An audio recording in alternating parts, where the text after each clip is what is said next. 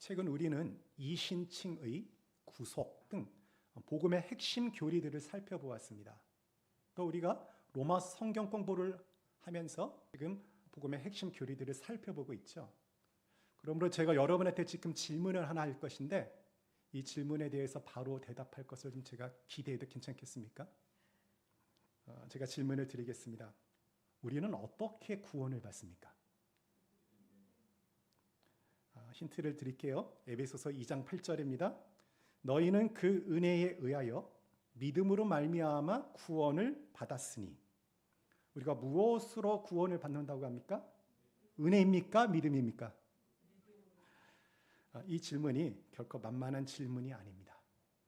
결과적으로 보면은 두 말 다 맞습니다.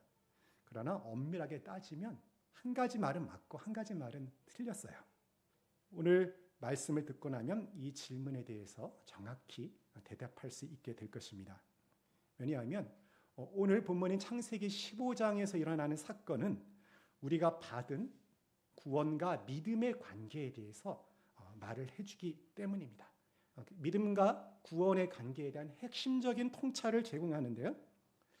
그래서 사도 바울도 로마서 4장에서 오늘 본문의 사건을 예를 들어서 우리의 구원의 근거가 무엇인지를 설명을 해요. 이런 의미에서 어떤 분은 창세기 15장이 성경에서 가장 중요한 본문 중에 하나라고까지 말씀을 하십니다. 그러므로 오늘 우리가 이 본문을 대할 때 우리가 익숙한 아브라함의 이야기가 아니라 그 안에 어떤 복음과 그리고 우리의 구원과의 관계에 대한 핵심적인 의미가 들어있는지를 살펴볼 필요가 있어요. 끝날 무렵에 제가 다시 한번 질문을 드릴 것입니다. 그때 대답을 해 주십시오. 오늘 본문의 핵심 구절은 15장 6절입니다. 이 구조가 어떻게 되어 있냐면 1절부터 5절까지는 아들에 대한 약속이에요. 그리고 7절부터 11절까지는 땅에 대한 약속입니다. 이 두 가지 약속이 지금 15장 6절을 딱 둘러싸고 있어요. 15장 6절이 핵심 구절이라는 것을 나타내 주는 것입니다. 15장 6절에서 뭐라고 합니까? 아브라함이 여호와를 믿으니 여호와께서 이를 그의 의로 여기시고. 아브라함이 여호와를 믿었다고 합니다. 그러자 하나님께서 그것을 그의 의로 여겼다고 그렇게 되어 있죠. 매우 단순한 진술입니다. 그래서 아마 여러분들 중에 어떤 분들은 이렇게 말씀하고 싶을지도 몰라요. 목사님, 이거 별로 어렵지 않은데요? 아브라함이 믿었기 때문에 하나님이 그를 의롭다 여기셨다고 지금 되어 있는데요. 그렇게 말씀을 하실 수가 있어요. 표면적으로는 그렇습니다. 그런데 이 말씀에 내포되어 있는 의미, 그렇게 말을 하시는 분의 그 마음속에 내포되어 있는 의미는 뭐냐면 아브라함이 믿었더니 하나님이 그 아브라함의 믿음을 조건으로 하여서 그 결과로 구원을 주었다라는 논리가 그 속에 들어있는 거예요. 믿음과 구원을 원인과 결과로 이해를 하는 것입니다. 이런 인과율에 기반한 그 이해는 사실은 우리의 구원에 대한 정당한 이해가 아닙니다. 우리가 말씀을 대할 때 우리는 그 표층만을 보기가 쉬워요. 그런데 우리는 그 말씀의 심층을 치고 들어가야 그 말씀이 우리에게 전하고자 하는 진짜 의도를 파악할 수 있게 됩니다. 그렇다고 한다면 단순하지만 중요한 이 진술이 저와 여러분에게 말하는 심층의 의미는 무엇일까요? 우리가 창세기 15장에서 주목해야 될 첫 번째 것은 아브라함의 생애에서 그가 하나님을 믿었다는 진술이 여기 처음 나타난다는 거예요. 왜 다른 곳이 아닌 이곳에서 이 말씀이 나타났을까? 갈대아 우르를 떠날 때 나타날 수도 있고 또 롯과 헤어지는 그런 믿음의 결단 후에 이것이 나타날 수도 있는데 지금 오늘 15장에 이르러서 이 진술이 처음으로 등장을 해요. 그러므로 이 진술이 등장한 그 동안의 과정, 그 배경을 우리가 살펴보아야 왜 지금 이 시점에서 하나님께서 아브라함의 믿음을 보시고 그것을 의롭다고 여기셨는지를 우리가 정확히 이해할 수가 있습니다. 여호수아의 고별 설교를 보게 되면요, 아브라함이 갈대아 우르에 있을 때 그의 아버지 데라와 함께 이방 신을 섬기던 우상 숭배자였습니다. 그런데 어느 날 하나님께서 그에게 나타나셔서 그의 삶의 기반인 갈대아 우르를 떠나라고 명령을 하셨어요. 아마 아브라함의 마음속에 엄청난 충격과 혼란이 있었을 것입니다. 그런데 어떻습니까? 옛날에 그 고대인들은 다 신을 믿었죠. 그리고 만약에 그 신의 명령이 분명한데 그 명령에 불순종하면은 자신의 가문에 큰 재앙이 닥칠 거라는 두려움이 있었을 거예요. 그것이 너무도 생생해서 아브라함이 아마 아버지 데라에게 그것을 이야기했을 거고 가문의 회의가 열렸을 것입니다. 그리고 회의 결과 갈대아 우르를 떠나자는 결론을 내렸을 거예요. 그래서 그들이 어떻게 합니까? 갈대아 우르를 떠나죠. 그런데 하나님의 말씀이 계속해서 순종했던 것이 아니고 하란에서 어떤 이유에서인지 모르지만 거기서 거류를 합니다. 최종 목적지가 아닌데도 그것에 머물러 있었던 거예요. 그러자 하나님이 재차 나타나셔서 명령을 확인하여 주시죠. 그제서야 아브라함이 하란을 떠나서 가나안 땅으로 들어가게 됩니다. 가나안 땅에 들어와서는 어떻게 됩니까? 제단을 쌓고요.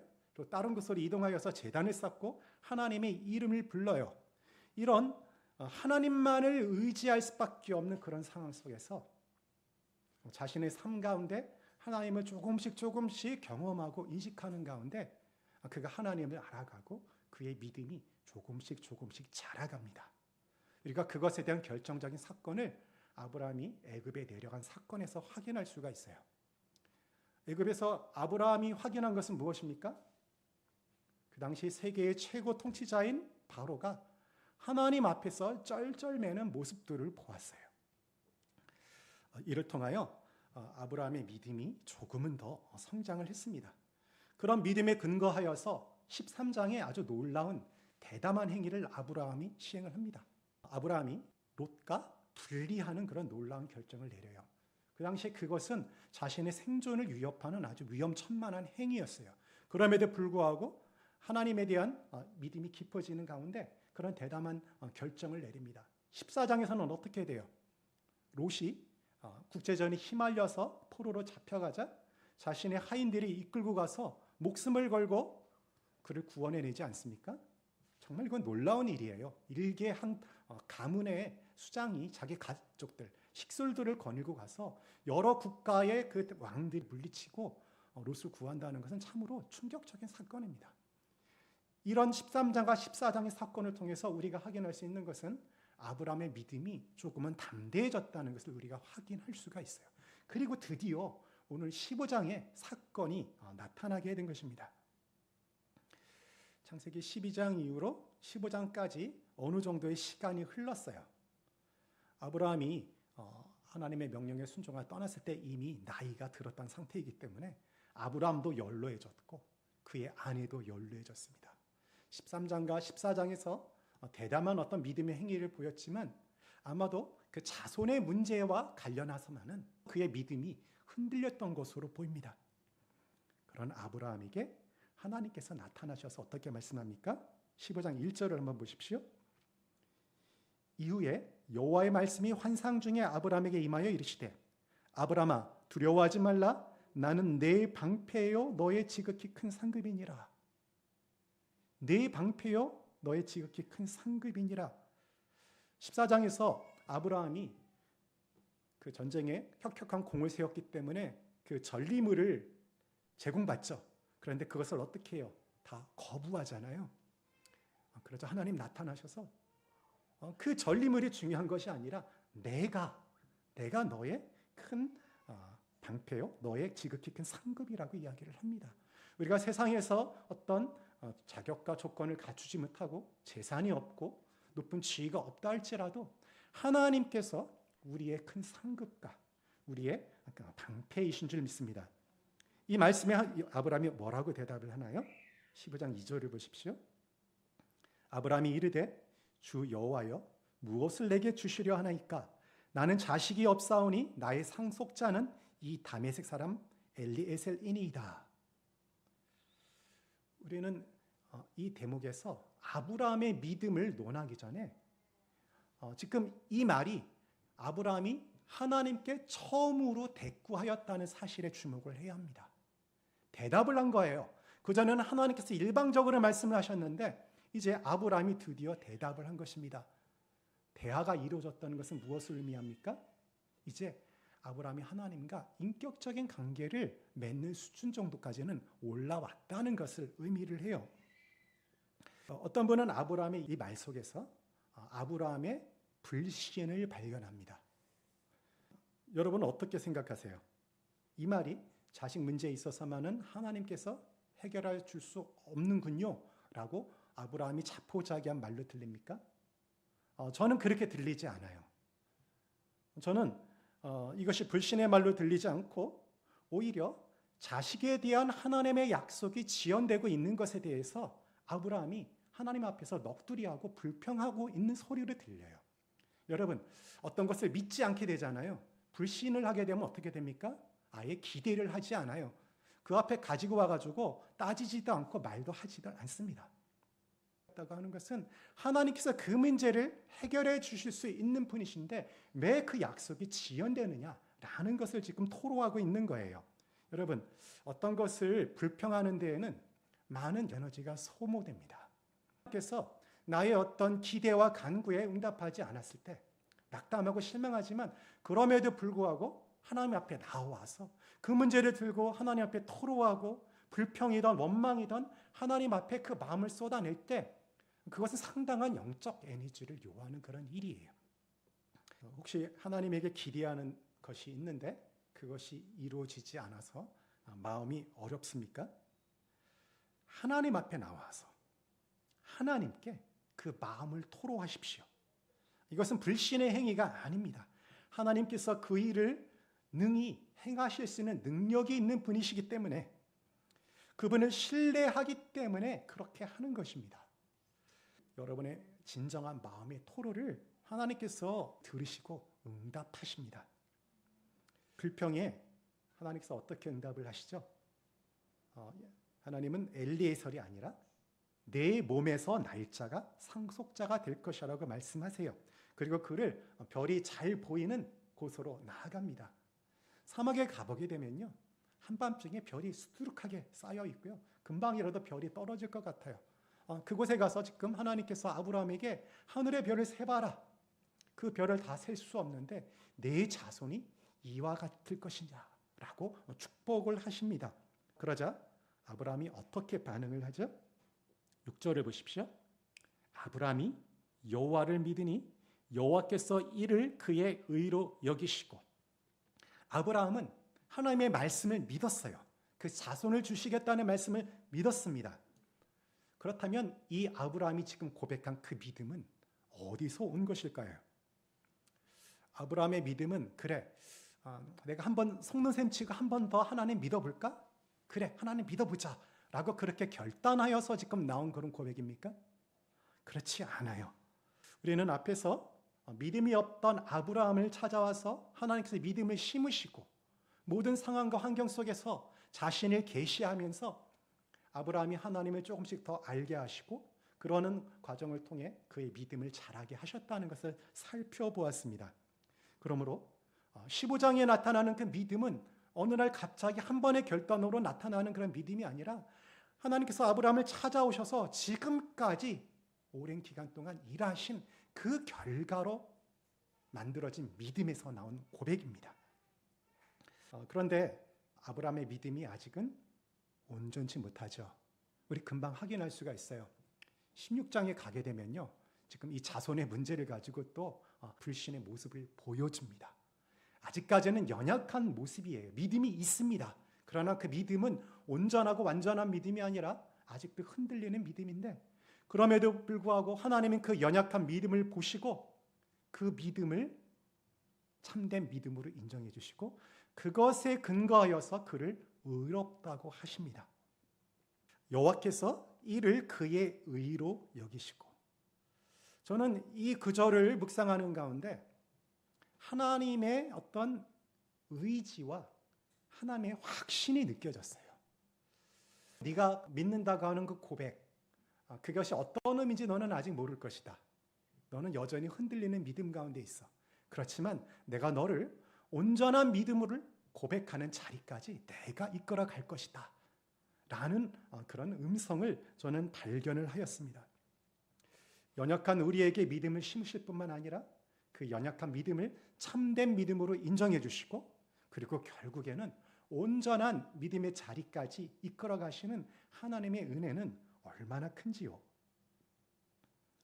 사도 바울도 로마서 4장 1절에서 8절까지 말씀에서 아브라함의 믿음이 어떻게 생겼는지를 논하면서 일을 하지 않고 삭슬 받는 사람의 행복에 대해서 말합니다.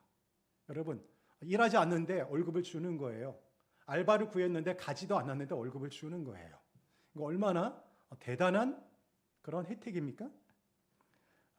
먼저 믿은 것도 아니고 믿음이 자라기 위해서 부단히 애쓴 것도 아닌데 하나님께서 믿음을 심어주시고 믿음을 자라게 하셔서 결국에는 온전한 믿음의 자리로 이끌어 간다는 것을 바울이 이런 식으로 표현을 한 것입니다.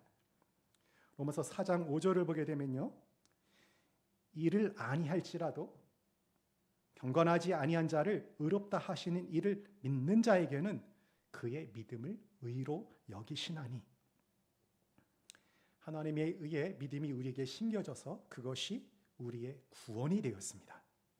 그러므로 이것을 내가 믿었으니까 나는 구원받았다 라는 어떤 하나의 공식으로, 하나의 도식으로 만약에 그것을 이해하게 된다고 한다면 이것은 참으로 위험천만한 일이 될 것입니다.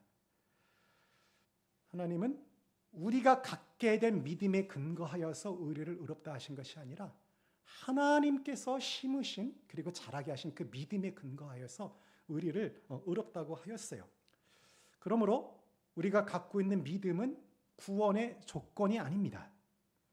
구원은 믿음을 조건으로 하여 나타나는 결과가 아니에요. 구원은 은혜의 결과입니다. 에베소서 2장 8절을 영어로 보게 되면요, 우리의 구원과 이 믿음과 은혜의 관계에 대해서 명확하게 우리가 이해를 할 수가 있어요. 에베소서 2장 8절을 제가 읽어드리도록 하겠습니다. 너희는 그 은혜에 의하여 믿음으로 말미암아 구원을 받았으니 이것이 너희에게서 난 것이 아니요 하나님의 선물이라.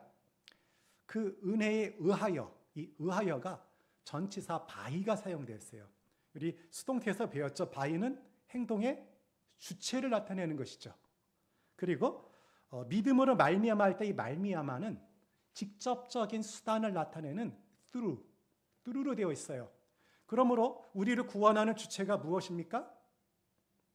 하나님의 은혜입니다. 그리고 믿음은 뭐예요? 우리를 구원하는 수단이에요. 그래서 우리 말에는 물주구문, 사물이 주어가 되는 구문이 없지만 그것을 만약에 표현한다고 한다면 은혜가 믿음을 사용하여 저와 여러분을 구원하였다는 것이 오늘 창세기 15장이 말씀하는 것이고 에베소서 2장 8절이 말씀하는 것입니다. 우리는 하나님의 은혜로 구원을 받습니다. 그러므로 우리 처음의 질문으로 다시 한번 돌아가 볼까요? 우리는 무엇으로 구원을 받습니까? 예, 제가 오늘 설교를 제대로 한 것 같습니다. 우리에게 남아있는 죄성 때문에 우리는 믿음을 가진 이후에도 여전히 자기 중심성을 지니고 있어요. 그러기에 자기 주장을 하고 자기 권리를 내세우고 자기가 무시당하면 화를 냅니다. 자기 감정이 너무도 중요한 존재입니다. 여러분은 어떤가요? 내가 얼마나 자기 중심적인 사람인지를 확인하는 방법이 있습니다. 그래서 내 말을 한번 녹음해서 듣는 거예요. 무의식적으로. 그리고서 주어가 무엇인지를 한번 확인하는 것입니다. 자기 중심적인 사람은 나는, 내가가 항상 주어가 되어요. 여전히 나는 혹은 내가가 주어로 나타난다고 한다면, 그리고 나 자신을, 나와 관련된 무엇을 자랑하고 인정받기를 원하고 자신을 변호하고 변명한다고 한다면 우리는 아직도 상당히 자기 중심적인 삶을 살고 있는 것입니다. 내가 믿었으니 내가 구원받았다는 그런 믿음으로 살아가는 것입니다. 우리 말에, 우리 인식에 하나님이 주어로 더 많이 등장하기를 우리가 사모하고 힘썼으면 좋겠습니다. 우리는 은혜로 구원을 받았지만 언제든지 우리의 그 성취와 우리의 공로를 가지고 우리의 의를 주장하기가 쉬운 사람들입니다. 그러므로 하나님의 은혜로 구원받았다는 교리 위에 굳게 서십시오. 하나님의 은혜로 우리가 구원받았다는 것에 안심하시고 감사하시고 하나님의 말씀에 더욱 적극적으로 반응하십시오. 그리하여 은혜로 믿음을 받아 의롭다 칭함을 받은 그런 신자의 기쁨과 행복을 더욱더 충만하게 누리시는 여러분이 되시기를 주님의 이름으로 축원합니다.